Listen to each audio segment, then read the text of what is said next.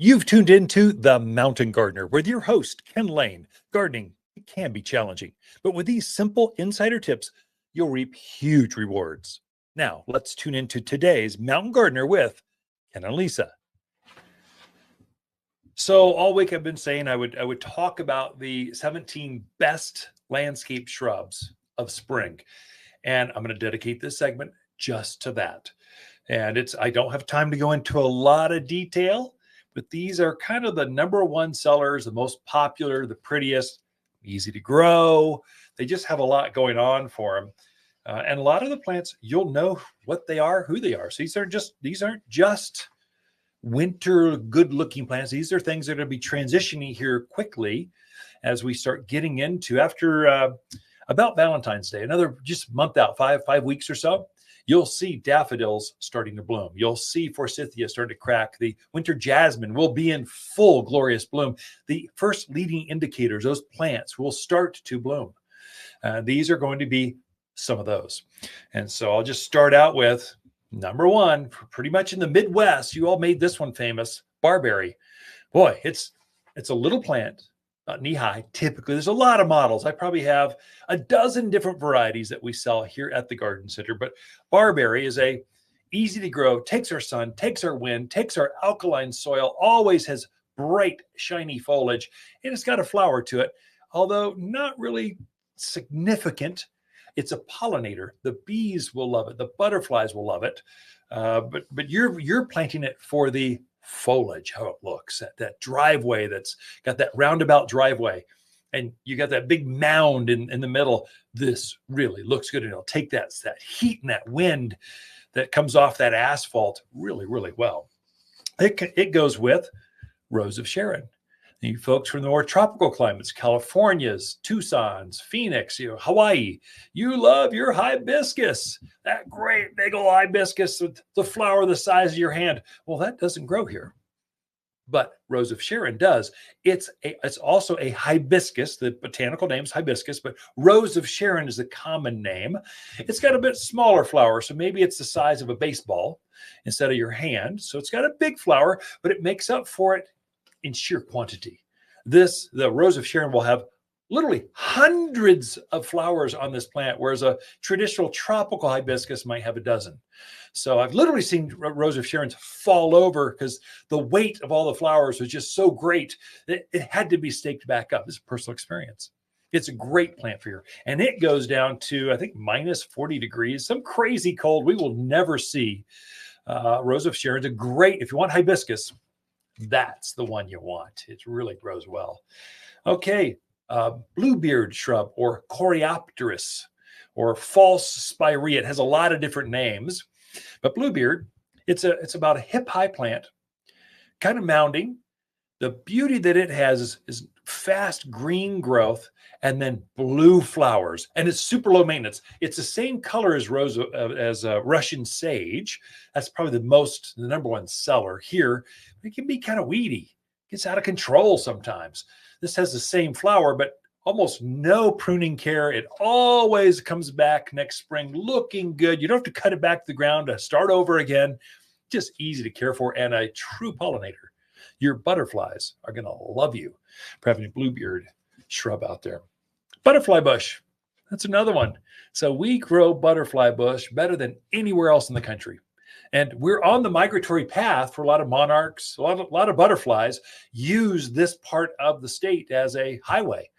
And they're using your butterfly bush as a jump off point, kind of a recharge as they start going up. The beauty is your grandparents grew butterfly bush that were just grossly oversized. I mean, come on, who needs a 12-foot shrub out there against the garden shed? It just overtakes everything. You had to prune it back, lots of maintenance. It was pretty from a distance. Otherwise, use it as a small shade tree. Well, the newer varieties coming out, there's brighter colors and there's dwarf varieties. So we've got some that are ground cover. Same pinnacle flower on it, same butterfly kind of flowers, but now they're shorter. So now you don't have all this maintenance issues that your grandparents have. They're so easy. Now you can plant them right next to that back patio or in a container, and they just look great and they bloom. Nothing blooms as long as a butterfly bush, and actually butterflies will be attracted to it. It's an amazing little plant. Great plant for here.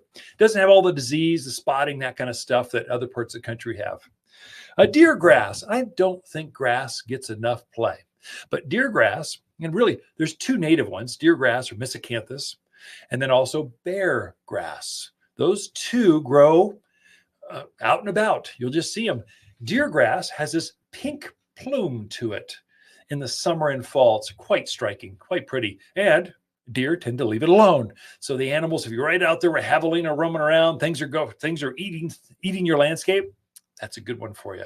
But grasses, one that's blooming right now in the greenhouses. It's amazing. If you just need to get out and get some fresh air, and you want to see some of the leading plants starting to come in. So our first big fruit tree truck's coming, let's see, in 2 weeks, week and a half. So it's en route. So it's being packed now.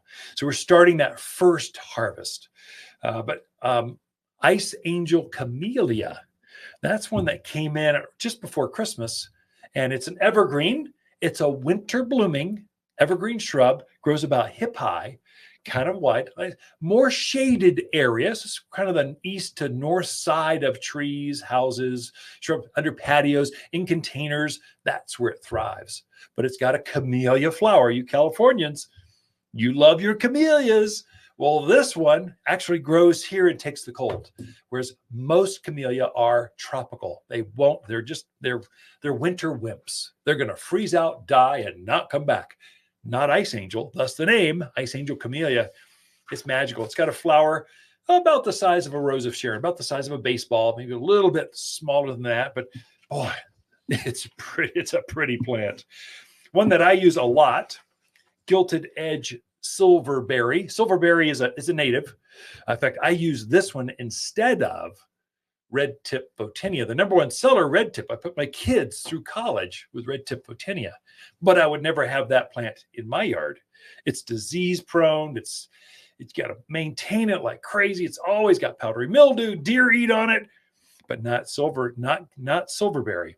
Silverberry has no animal issues, gets up well above head height, as big as you can hold your hands out. It's that big, thick evergreen, and it's a native. So get it up to size. You never have to water it again. It's truly a native plant. Great plant for here. Spirea and sumac. Those two. I'm going to try to up the speed here because I'm going to run out of time. Trying to get all 17. Come in and ask for the list. I'll give it to you. Here you go. It's an article I wrote, I don't know, a while back, and you'll have the whole list, or peruse some others. Growlow sumac, another native. It grows wild here. It's a companion to silverberry. Salvia or heat wave salvia or autumn sage is another name. That one, or Salvia gregii is another name. It's got several. It's a number one seller. It outsells Russian sage. Russian sage has this blue spiky flower to it about hip high. This one's a step down, gets about just above knee high or so, but it's got red flowers. And actually, it's got red, pink, purple, and I think an apricot color this year. Got a new color introduction. But hummingbirds just love salvia. They love autumn sage salvia. It's every yard needs at least 3. Pick a color because it just attracts. It's just easy to care for. It takes sun, takes wind. It's just a great plant for your. It's just a great one. Nandina, or heavenly bamboo, is what it's known on the West Coast. Heavenly bamboo is the common name, but Nandina is what the rest of the country calls it. Nandina is an evergreen plant, very soft. It has a bamboo kind of look to it. It's not bamboo. It's not invasive. Doesn't take over. I mean, dogs and small children are not going to be lost in Nandina. It's a good, strong evergreen plant, and animals don't bother it. So deer, rabbit, antelope, jackrabbits, they're not going to bother Nandina. Looks good in containers, looks good out in the yard, just flexible, super hardy. It looks delicate, but it's super robust, tough. So I think every yard needs a Nandina. And then, of course, yucca and lilacs. We'll leave it with those two. Lilacs, you can grow better lilacs here. They'll be a little shorter, but you won't have all the disease spotting issues that the Midwest has. We just grow them. They love this bright high altitude. And then yuccas, lots of varieties of yuccas, and they all do well here. So grow some. So that's the 17 best landscape shrubs for northern Arizona. Hi, Lisa with the plants of the week and our Austrian pine. We have instantaneous trees just in and ready for planting. This pine has the same long needles as our ponderosa pine without all the problems, and these trees are really big and bold. This is the fastest growing of the pines, and lots of sizes to choose from. Waters Garden Center, 1815 Iron Springs Road in Prescott. For people who love big, bold pines, they love to shop.